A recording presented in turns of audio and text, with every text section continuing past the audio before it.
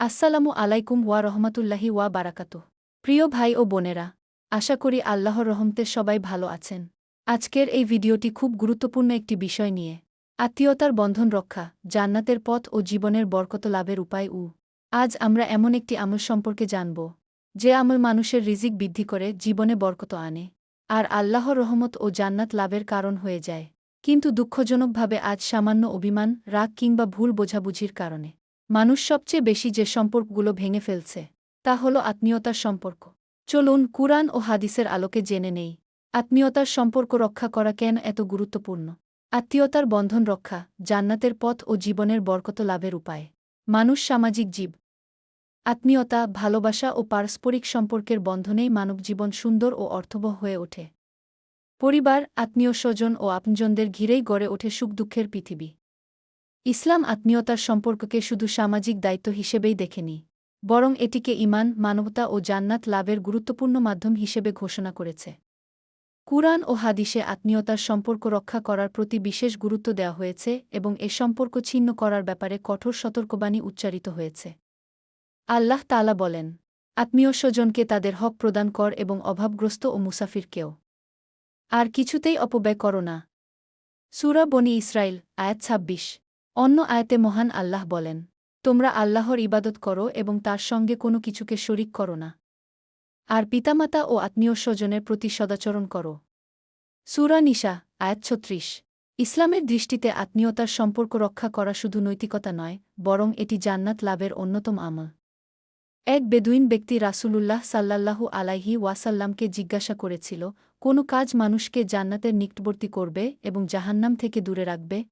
তখন নবীজি সাল্লাল্লাহু আলাইহি ওয়াসাল্লাম বলেন, তুমি আল্লাহর ইবাদত করবে, তার সঙ্গে কাউকে শরিক করবে না, নামাজ কায়েম করবে, জাকাত আদায় করবে এবং আত্মীয়তার বন্ধন অটুট রাখবে। আল আদাবুল মুফরাদ ৫০। বর্তমান সমাজে সামান্য বিষয়কে কেন্দ্র করে আত্মীয়তার সম্পর্ক ছিন্ন করার প্রবণতা দিন দিন বাড়ছে। অথচ ইসলাম আমাদের শিক্ষা দেয়, অন্যরা খারাপ আচরণ করলেও আত্মীয়তার সম্পর্ক বজায় রাখতে হবে। হজরত আবু হুরায়রা থেকে বর্ণিত, এক ব্যক্তি রাসূলুল্লাহ সাল্লাল্লাহু আলাইহি ওয়াসাল্লামের কাছে এসে বললেন, আমি আত্মীয়দের সঙ্গে সম্পর্ক বজায় রাখি, কিন্তু তারা সম্পর্ক ছিন্ন করে। আমি তাদের উপকার করি, কিন্তু তারা আমার ক্ষতি করে।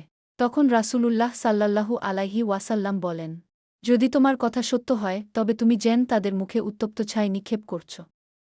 আর যতক্ষণ তুমি এভাবে সম্পর্ক বজায় রাখবে, ততক্ষণ আল্লাহর পক্ষ থেকে একজন সাহায্যকারী তোমার সঙ্গে থাকবে।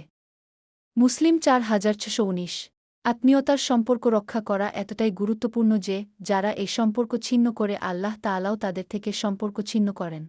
হজরত আব্দুর রহমান ইবনে আউফ রাদিয়াল্লাহু আনহু থেকে বর্ণিত, রাসূলুল্লাহ সাল্লাল্লাহু আলাইহি ওয়াসাল্লাম বলেন,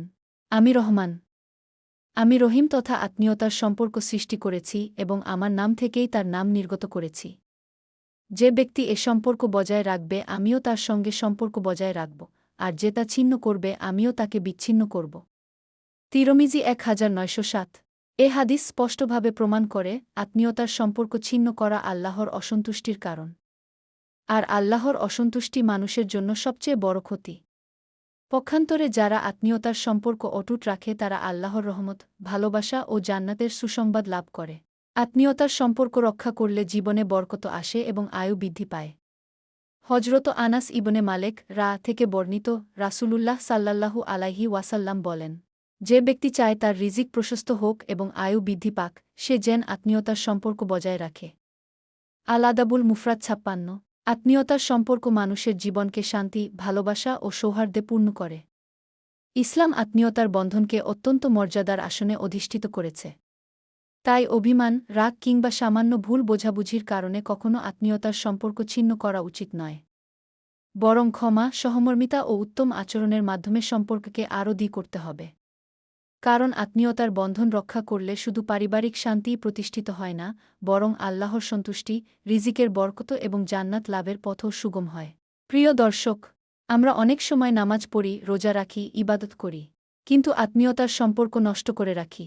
অথচ ইসলাম আমাদের শিখিয়েছে, আল্লাহর সন্তুষ্টি লাভ করতে হলে আত্মীয়তার বন্ধন অটুট রাখতে হবে। তাই আসুন, অভিমান ভুলে যাই, সম্পর্ক জোড়া লাগাই, আত্মীয় স্বজনের খোঁজ নিই। কারণ হয়তো একটি ফোন, একটি সালাম, একটি খোঁজ নেওয়াই আল্লাহর কাছে আমাদের জন্য জান্নাতের দরজা খুলে দিতে পারে। আল্লাহ তাআলা আমাদের সবাইকে আত্মীয়তার সম্পর্ক রক্ষা করার তৌফিক দান করুন। আমিন। ভিডিওটি ভালো লাগলে অবশ্যই লাইক, কমেন্ট ও শেয়ার করবেন।